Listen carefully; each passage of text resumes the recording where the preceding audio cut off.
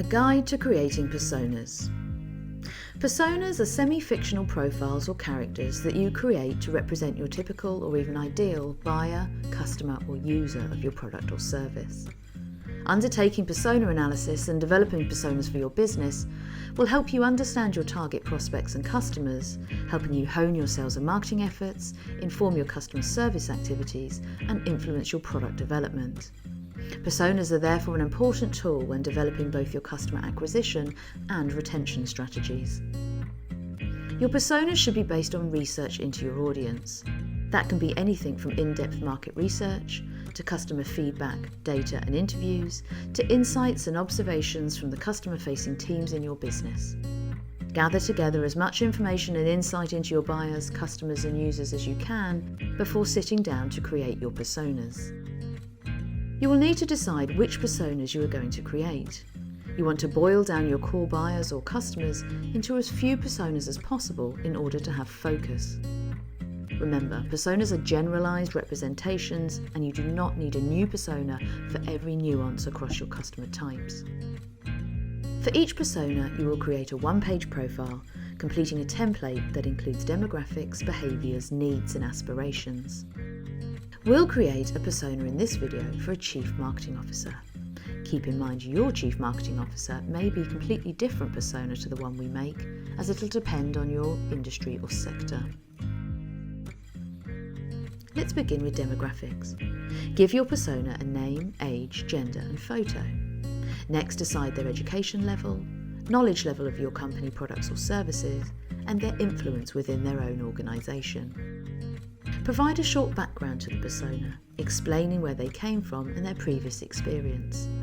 These characteristics and details will bring these personas to life for your team and make it far easier to relate to them. They will help when it comes to using your personas to inform your messaging or strategic decision making. We're now going to look at their profile. Let's start by thinking about their preferences. List out some of the things the persona likes. Perhaps it's structure, process, or being organised. Now list out some of the things they dislike. Perhaps being surprised, unplanned work, or delays. Next, let's add in some learning and reading. Where does this persona go for their information? Do they consume content through blogs, videos, or maybe magazines? Do they attend particular events? Be as specific as you can, as this is extremely useful when it comes to marketing to this persona. Finally, consider what or who influences this persona. Is it their peers? Maybe it's the latest trends in the industry, or is it feedback from their team? At this point, we've built up the character of your persona, so it's now time to flesh out some of their work. Let's start by listing out their challenges. For a CMO, perhaps it's quality of leads or restricted budget. Responsibilities is a key part of any persona. For our CMO, we'll say they're responsible for the marketing strategy, setting the tone of voice, and running the marketing team. The ambitions of the CMO in this context are to grow the marketing function and continue to influence the board.